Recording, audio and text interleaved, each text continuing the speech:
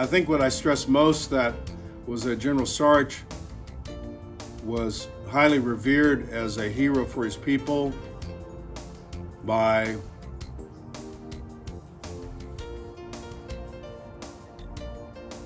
along with General Borovchinin, leading his men in 166 successful combat operations across the war. And what that meant is that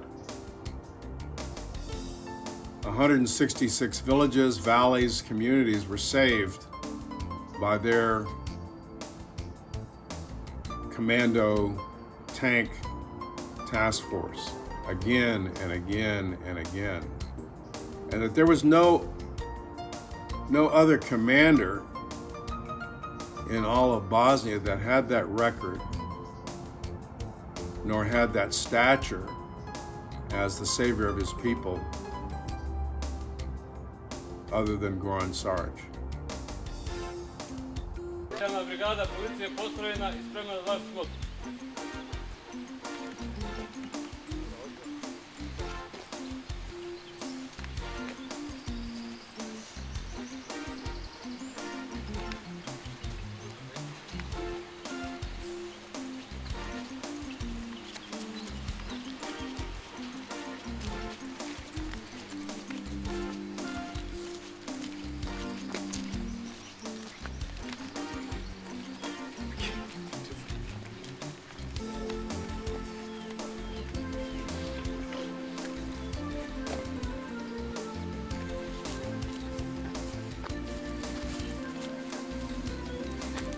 Ponos Bog, junaci!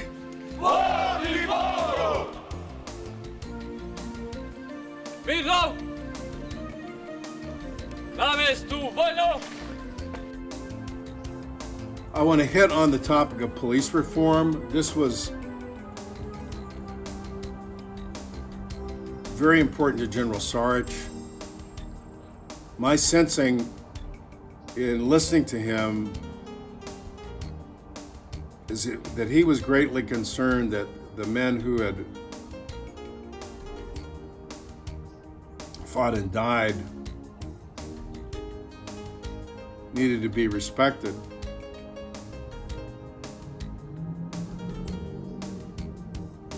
They needed retirement benefits and entitlements from their service for their widows and family.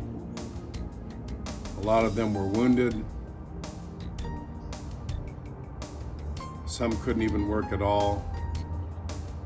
But he was also interested in the future of the future police services. I think he was keenly aware that with the disarmament of the military forces, that the police force structure was the only line of defense possible to take care of their people. He never appeared to be nervous about this, but it was a topic of constant discussion, and it was clear he had a strong allegiance to do the best he could to see that his veterans were taken care of, as well as the widows and orphans of those soldiers. I think that weighed on him an awful lot.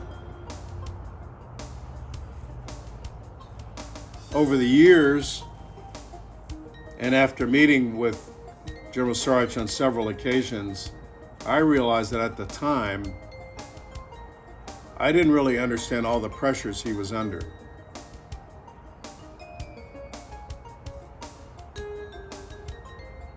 In other words, I didn't realize the pressures and the dangers that came to him because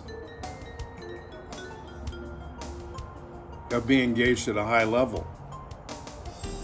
It didn't take very long before General Shinseki started to take an interest in General Sarich. And I think this was well known in Belgrade and at the highest levels in Republika Srpska, that you have a young